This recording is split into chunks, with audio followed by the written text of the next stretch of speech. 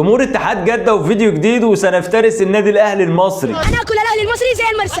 تجيب البطولات اللي محضر تطلع فوقه وتكمل بعدين. احنا نفكر بالسيتي على طول. انت بتتكلم جد؟ لا حول ولا قوة الا بالله، والله ما اعرف غير منك دلوقتي. والله اكتر حاجه اثبتت لي ان جمهور اتحاد جده خايف ومرعوب بشكل كبير جدا من مواجهه النادي الاهلي في كاس العالم للانديه. ده في حاله تخطي اوكلاند سيتي بطل قاره اوكيانوسيا هو كثره الكلام، وطبعا ابتدوها برفع هاشتاج على تويتر برفع سعر تذاكر مباراه النادي الاهلي في حاله تخطيهم تاني اوكلاند سيتي. بيتكلم عن مواجهه النادي الاهلي وبيقلل من النادي الاهلي زعيم افريقيا. عايزك تتخيل معايا كده ان في مشجعين من جمهور اتحاد جده يتوقعوا فوز اتحاد جده على النادي الاهلي بنتيجه 5-0. وطبعا كل ما اتكلم مشجع اتحاد يقول لك انا فايز عليك في المواجهات المباشره، مع ان النادي الاهلي المصري واتحاد جده السعودي ما بيتقابلوش غير كل 20 سنه مره. اخر مباراه جمعت النادي الاهلي واتحاد جده السعودي كانت في كاس العالم للانديه 2005، وانتهت بالفعل بفوز اتحاد جده السعودي على النادي الاهلي بهدف مقابل لا شيء احرزه محمد نور عن طريق الصدفه. طبعا خطا من عصام الحضري. وطبعا اكيد معظمكم فاكر هذه المباراه وكيف فاز اتحاد جده على النادي الاهلي. في ميزه كده موجوده عند كل جمهور النادي الاهلي ان هم مش كثيرين الكلام بل افعال. النادي الاهلي نادي افعال.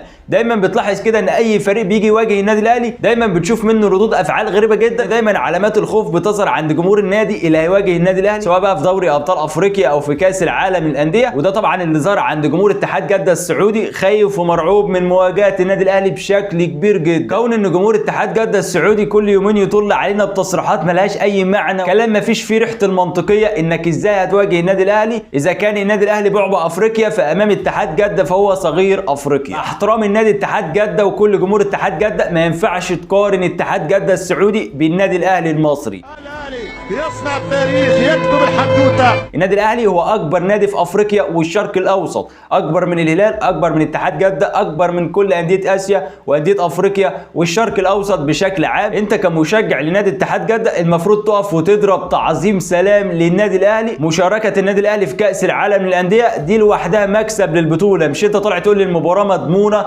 وهنواجه السيتي في الفاينل مفيش كلام ومهمش النادي الاهلي، كانك بالفعل رحت تلعب مركز شباب ضمك السعودي. وانت كمشجع لاتحاد جده ما اتعلمتش الدرس وما خدتش فريق بلادك قدوه ليك. طبعا انا هنا بتكلم على الهلال السعودي اللي خسر بنتيجه 4-0 مع الرأفة. برضه جمهوره كان طالع بنفس الشكل يستهزأ وبيسخر من النادي الاهلي، وهنكسب النادي الاهلي برباعيه. انقلبت الطاوله والنادي الاهلي هو اللي كسب برباعيه. يمكن كل حاجه في صالحك في هذه المباراه، ولكن عايز اقول لك ان نسبه فوز النادي الاهلي واتحاد جده السعودي 50-50. ده بالاضافه ان جمهور النادي الاهلي وجمهور اتحاد جده هيبقوا في الاستاد ايضا 50-50. لسه متبقى عليها 50 يوم، ومع ذلك جمهور اتحاد جده طالع بيتكلم وبيتحدث عن هذه المواجهه. ده اكبر دليل يثبت لك ان هم خايفين ومرعوبين من مواجهه النادي الاهلي. طبعا مفيش كلام، ما عنديش مشكله، وطبعا احنا كجمهور النادي الاهلي بنحب هذه النوعيه من التصريحات. طبعا كلكم عارفين اللي حصل في كل انديه افريقيا العام الماضي لما كل مدربين الفرق اللي واجههم النادي الاهلي في دوري ابطال افريقيا تقريبا كده كانوا ماشيين على نفس نهج جمهور اتحاد جده السعودي، وفي الاخر النادي الاهلي حصل على البطوله.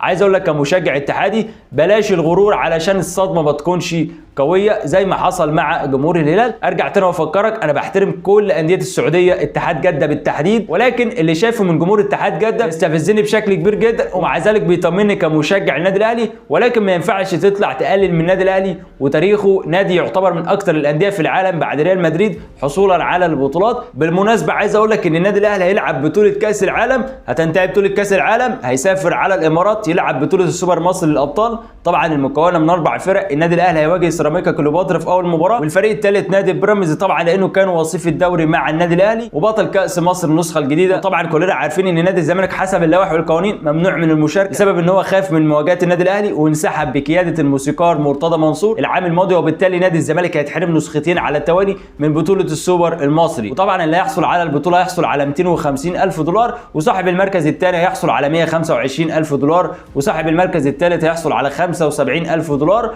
وصاحب المركز الرابع هيحصل على 50,000 دولار. وده شيء عظيم انك تشوف بطوله جديده الكره المصريه وهي بطوله السوبر المصري.